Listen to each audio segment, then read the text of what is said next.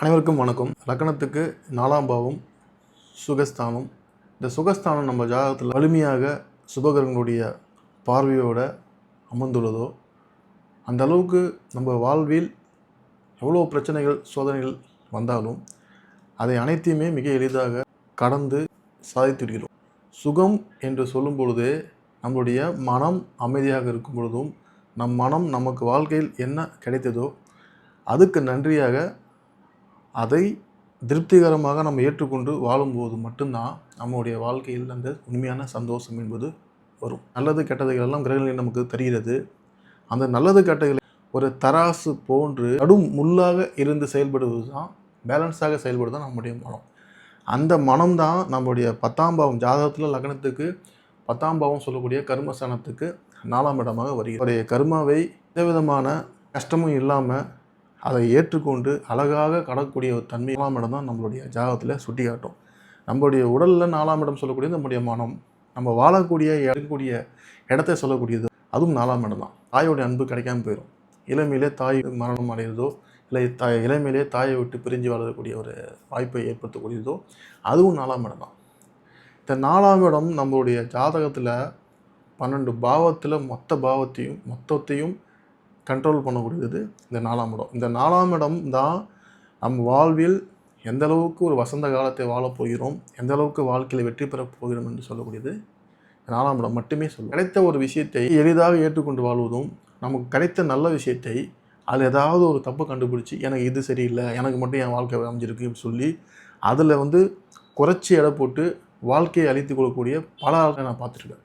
லக்னத்துக்கு 4ஆம் இடத்தை சுபகிரகங்கள் பார்ப்பது மிக அதிசிறப்பு. 4ஆம் இடத்தை சுபகிரகம் பார்க்கணும். குரு, சுக்கிரன், புதன் இவங்க எல்லாமே உங்கள் ஜாதக யோகாதிபதியாக இருந்து 4ஆம் இடத்தை பார்த்தான்னா சிறப்பு. அதில் முக்கியமாக குரு பகவான்.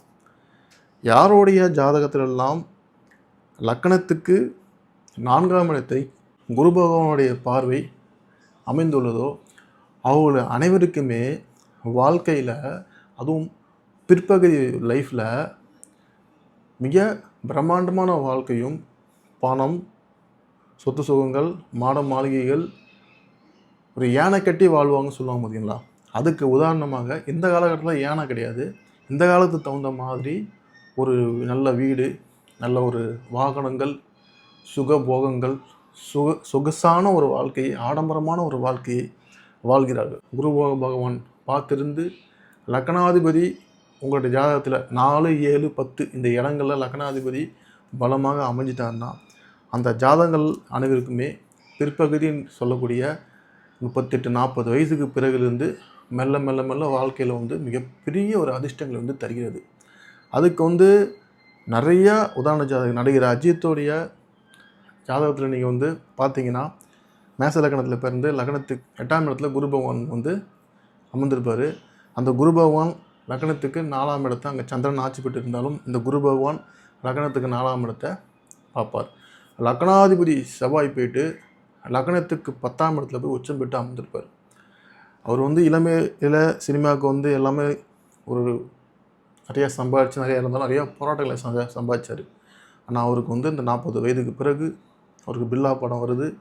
அது மங்காத்தா அடுத்தடுத்து அவருடைய காலமே வேறு, அவருடைய லைஃப் ஸ்டைலே வேறு. அதே தான் நடிகர் விஜய் அவர்களுக்கும் கடக லக்னத்தில் அவர் பிறந்திருக்காரு.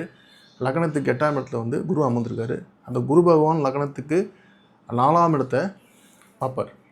இப்போ லக்னத்துக்கு 4ஆம் இடத்தை பார்த்து லக்னாதிபதி லக்னத்திலே அமர்ந்திருக்காரு, கேந்திரம் தான்.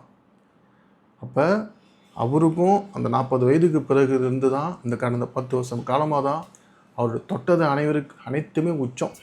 இப்போ அவங்க 2 பேருக்குமே ஒரு குறிப்பிட்ட ஒரு காலகட்டம் உச்சத்தை கொடுத்துச்சு. 2 பேருக்குமே கேது திசை தான். நடிகர் விஜய்க்கு லக்னத்துக்கு 11ஆம் இடத்துல சுக்கிரன் கேது கேது திசையில் உச்சத்தடைஞ்சாங்க. நடிகர் அஜித் அவர்களுக்கும் கேது திசையில் அவர் நினச்ச விஷயத்தில் எல்லா படமும் கிட்டு அவர் முழுமையாகவே அவர் வாழ்க்கையில் ஒரு புது பரிணாமத்தோட வாழ்க்கை உருவாச்சு. மிகப்பெரிய அளவில் வந்தாங்க. நிறைய ஜாதகங்களை நீங்கள் பார்க்கும்போது 4ஆம் இடத்துல குரு பகவானுடைய பார்வை இருந்து லக்னாதிபதி கேந்திரத்தில் இருந்துச்சுன்னா அவகிரகமாக இருந்தாலும் இந்த குரு பார்வை தோஷ நிவர்த்தியை பண்ணிடும். இப்போதையும் 1, 4, 7, 10ஆம் இடங்களில் ஒரு 40 வயதுக்கு பிறகு எந்த திசை உங்களுக்கு ஜாதகத்தில் வந்தாலும் ஒரு 5 மடங்கு உங்கள் யோகத்தை தரக்கூடிய ஒரு திசையாக இருந்துச்சுன்னா 50 மடங்கு யோகத்தை தரக்கூடியதாக இருக்குது. 50 மடங்கு யோகம் தரக்கூடிய திசை 200 மடங்கு உங்கள் யோகங்களை சுகபாக்கியம் கருடுது.